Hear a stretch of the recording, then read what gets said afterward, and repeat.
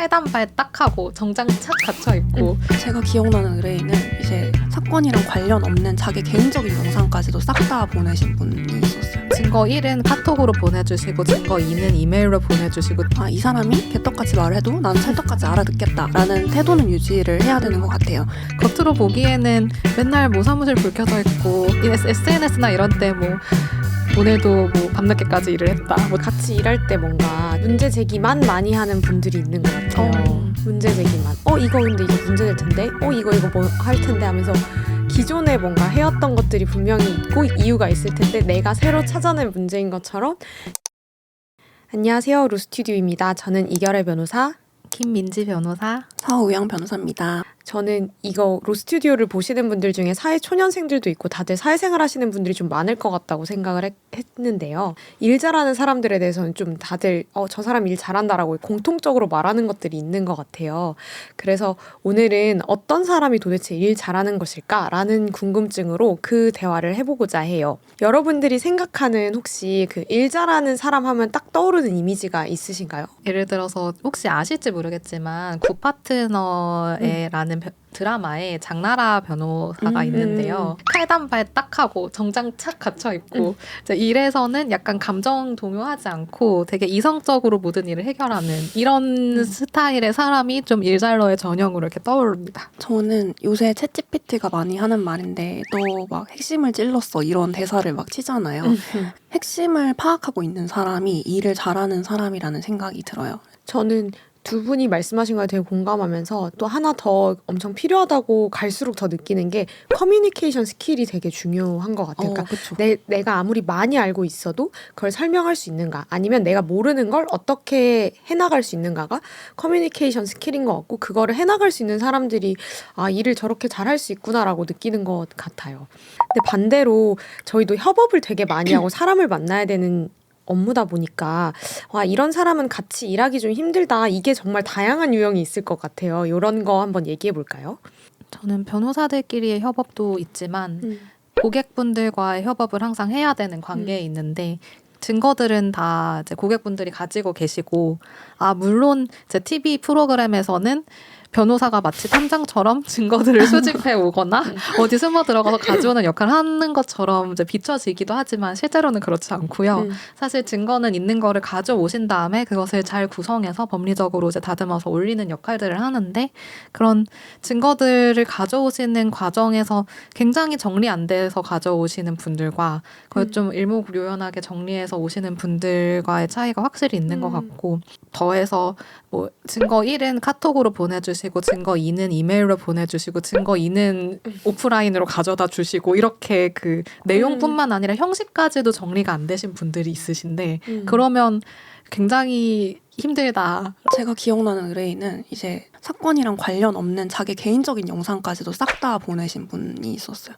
그래서 제가 알고 싶지 않은 것들도 보게 되는 그냥 통째로 앨범을 드리는 거예요. 이쯤이겠거니라고 해서 범위만 딱 정해서 그냥 기간으로 긁으신 것 같아요. 그래서 이 사건이랑 관련이 있던지 없던지 하면서 그냥 싹 다 보내셨는데 거기에 너무 개인적인 뭐 영상, 사진 이런 것들도 포함이 되어 있는 거죠. 지금 이 얘기를 하다 보니까 이 변호사들끼리는 항상 하는 얘기인데 변호사가 일 잘하게 하려면 결국엔 의뢰인이 일을 되게 잘 시켜야 한다라는 말이 결국 이어질 것 같아요. 그래서 변호사가 나를 위해 일을 잘하게 하기 위해서는 일을 어떻게 시켜야 된다 이런 것도 있을까요?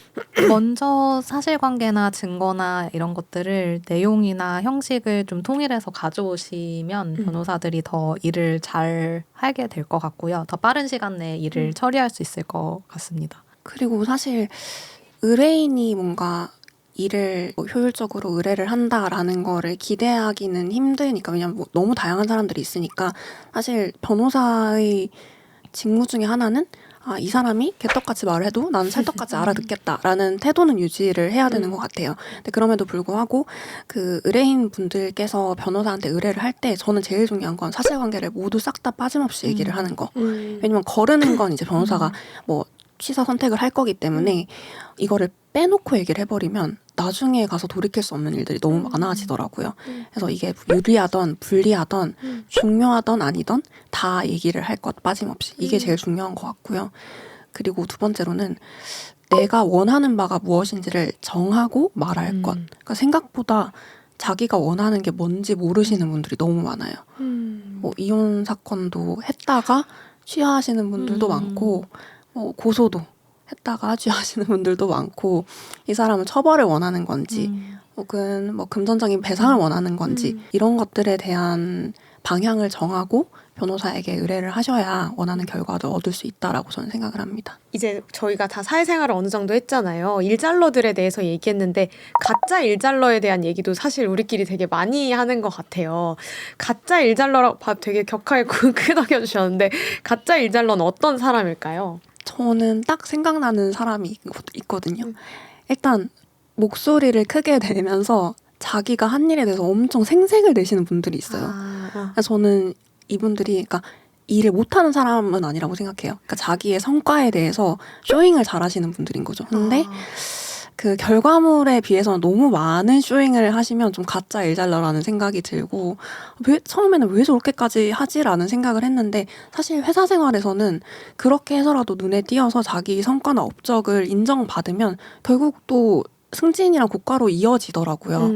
그래서 이게 실질적인 능력이랑 그런 성과가 반드시 정비례하진 않는구나. 어느 정도의 쇼잉도 필요하구나라고 생각이 들었고 저는 시간을 많이 쓰는 것도 이제 가짜 일잘러의 특징 중에 하나라고 생각하는데요. 겉으로 보기에는 맨날 뭐 사무실 불 켜져 있고 주말이고 야간이고 이렇게 하고 뭐 SNS나 이런 때 뭐 오늘도 뭐 밤늦게까지 일을 했다. 뭐 주말에도 출근했다. 이런 것들을 하는 사람들이지만 그 시간에 사무실에서 뭘 했는지는 알 수가 없거든요. 그래서 시간을 많이 쓰는 것처럼 보이는 사람이 하나가 있고 그거 같은 맥락에서 대형 로펌에서도 성과급 같은 것들을 지급을 할 때 타임이라는 걸 재거든요. 그러니까 몇 시부터 몇 시까지는 무슨 일을 했고 이 일엔 몇 시간이 투여됐고 이런 것들 다 기록하게 해서 그걸로 많은 일을 한 어수 변호사들에게 성과급을 많이 주는데 저 사람은 분명히 놀았던 것 같은데 주위에서 성과급을 이만큼 가져가는 친구들이 있어요. 잘 챙겨가는 것이죠. 근데 그 동료들끼리는 다 알지만 상사들이나 다른 사람들이 보기에는 모를 수가 있는 그런 것들이 좀 가짜로 일을 많이 하는 것 같아 보이게 하는 그런 요소들이 아닌가 싶습니다. 저도 완전 두 분의 말씀이 엄청 공감되는데 같이 일할 때 뭔가 저는 문제 제기만 많이 하는 분들이 있는 것 같아요. 문제 제기만. 이거 근데 이거 문제 될 텐데. 이거 뭐 할 텐데 하면서 기존에 뭔가 해왔던 것들이 분명히 있고 이유가 있을 텐데 내가 새로 찾아낸 문제인 것처럼 계속 근데 되게 신기하게 그런 거에 사람들은 흔들릴 수밖에 없잖아요. 우리가 문제를 못 발견했으면서 다 같이 흔들리는데 사실 실상은 뭐가 없다던가 결론적으로 그분이 끝까지 안 끌고 간다던가 이런 게 약간 저한테는 일종의 쇼잉과 가짜 일잘러가 아닌가라고 생각을 했습니다. 예를 들어 퇴근 시간이 됐어요. 근데 상사가 갑자기 일을 주고 이럴 수도 있잖아요. 이 얘기를 하는 이유는 일을 잘하는 사람은 거절도 잘할까? 이런 생각이 좀 들었어요. 로펌에서도 일을 받는 사람들이 계속 좀 받는 구조가 있다는 얘기도 들었었는데 어떻게 생각하세요? 거절에 대해서? 장기적으로는 거절을 잘하는 사람들이 오래 대형 로펌에 남아있더라고요. 근데 초기 평가는 일 많이 받는 사람들이 좋아지는 것 같은데요. 그 사람들은 어느 순간 일의 퀄리티가 낮아질 수밖에 없어요. 그러니까 일은 많이 하면서 퀄리티는 낮아지고 평가가 안 좋아지고 그럼 결국에는 고생한 거에 비해서 인정을 못 받는 악순환이 벌어지더라고요.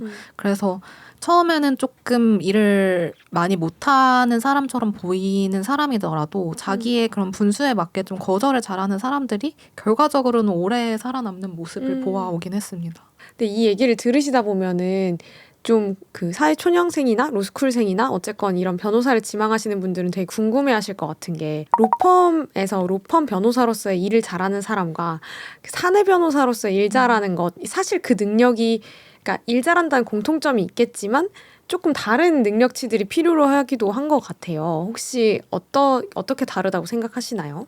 저는 되게 다양한 고객들을 만나다 보니까 어떤 고객한테는 제가 일잘러일 수도 있고 어떤 고객한테는 아닐 수도 있겠다 이런 생각도 들어요. 그러니까 그래요? 네, 고객의 성향에 따라서 뭐 FT 이런 느낌처럼 공감을 많이 안 해주고 연락을 많이 이제 말을 끊어서 일 못하는 사람이 될 수도 있는 것 같고 혹은 어떤 고객한테는 감정적으로 대응하지 않고 좀 확실하게 되는 거 안 되는 걸 말해주는 사람이라서 좋은 것 같다고 얘기하시는 분이 있을 것 같고 근데 확실히 대형 로펌에 있다거나 아니면 사내는 안 가봤지만 사내에 있는 분들보다는 1대1 고객과의 대응 관계에서는 조금은 그들의 감정을 잘 좀 케어해줘야지 일자리로 평가받을 수 있는 여지가 좀 더 커진 것 같다라는 생각은 들어요. F로서의 장점이 나오는 거 아닌가요? 제 얘기는 아니고요. 이제 뭐 어떤 변호사님이 패소하셨음에도 고객이 굉장히 만족해하면서 가셨다라든지. 저는 실제로 제가 겪었던 일이에요. 그러니까 승소를 했는데도 저한테 컴플레인을 하셨던 분이 있고요. 있어요. 네, 또 실제로 승소가 어려운 건이었어요. 패소가 거의 예정된 건이었는데 그럼에도 불구하고 싸워보고 싶다라고 하셔가지고 진행을 하셨는데 이분은 사실 진행하시는 동안에 요구사항이 되게 많으셨어요. 근데 그 요구사항이 사실 법률적인 것과는 관련이 없고 좀 자기만족에 가까운 그런 거였음에도 불구하고 이분은 사실 의뢰를 한 이유가 자기가 원하는 걸 다 해보고 싶은 것이었잖아요. 그래서 그걸 다 들어드리고 뭐 법률적으로 이제 그 마이너스가 되지 않는 선에서 그렇게 해드렸는데 나중에 따로 돈을 챙겨주시더라고요. 감사하다고 자기는 미련이 없다고 얘기를 하시는 걸 보면서 변호사의 업무나 이제 나아가야 될 방향성은 어디인가라는 고민을 좀 했던 것 같아요 그때.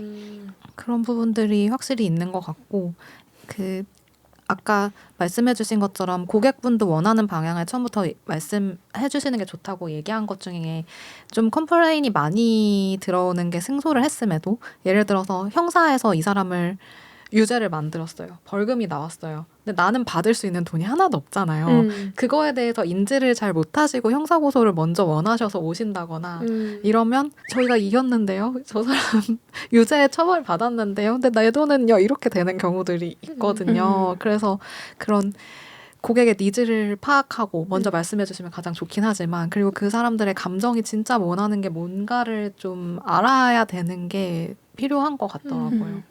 아까 그 상사, 전연차 이런 얘기하셔서 또 생각이 난 건데 사실 연차가 이렇게 쌓이다 보면은 관리직으로서 일하는 것과 진짜 어쏘 변호사로 그냥 진짜 전연차 변호사로 일하는 거에 일잘러 특징이 좀 달라지는 것 같아요.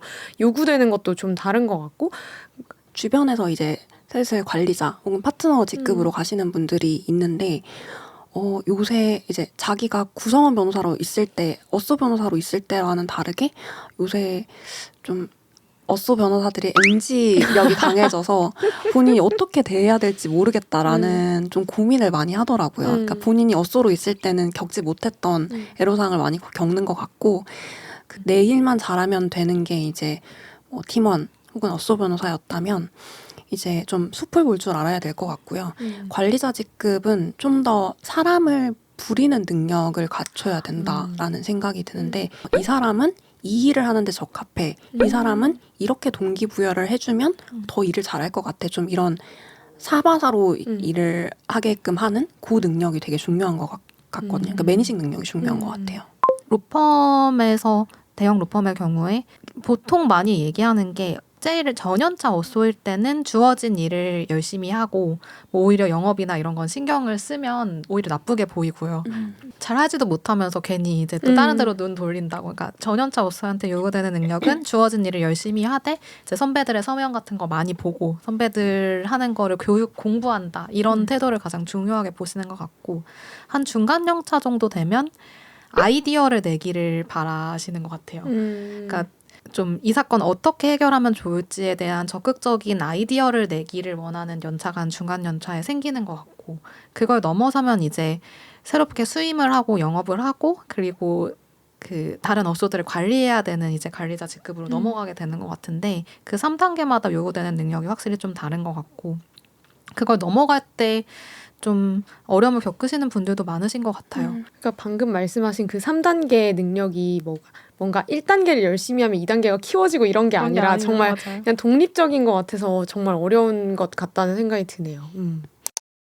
그래서 얘기를 하다 보니까 저희가 일잘러에 대한 얘기를 했지만 단순히 일잘하는 걸 넘어서 어쨌건 일을 같이 하고 싶은 사람은 또 다른 결의인 것 같기도 하고 궁극적으로 일잘하는 사람은 뭐 속도나 똑똑함이나 학력이나 뭐 여러 가지 능력치도 중요하지만 커뮤니케이션이나 책임감, 맥락 파악 그리고 문제를 덜 키우는 능력 이런 것도 되게 중요한 것 같다는 생각이 드네요.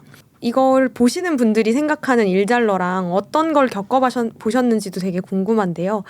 또 같이 일하고 싶은 동료의 특징은 뭔지도 너무 궁금한데 댓글로 남겨주시면 너무 좋을 것 같아요. 오늘은 여기까지 얘기를 해보려고 하는데요. 로우 스튜디오였고요. 이결의 변호사, 김민지 변호사, 서우영 변호사였습니다. 감사합니다.